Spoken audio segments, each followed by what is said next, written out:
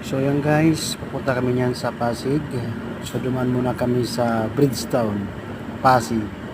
So yan siya ay pwede ka dumaan sa Rosario, Ligaya, at pwede kayong dumaan din sa C5. Makikita mo yan siya.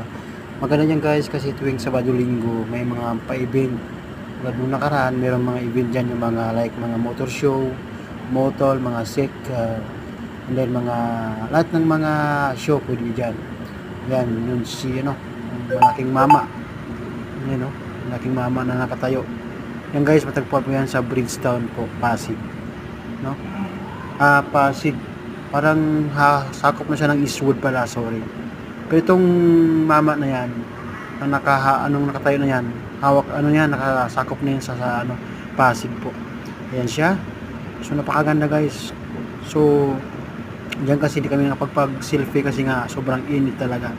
Kasama ko yan si Mrs. that time. Pumunta kami ng Pasig po. So dumaan kami dyan. So yun, easy lang. Easy rides lang muna kami kasi kailangan umuwi kami ng maaga kasi. Yun lang guys. Thank you for watching.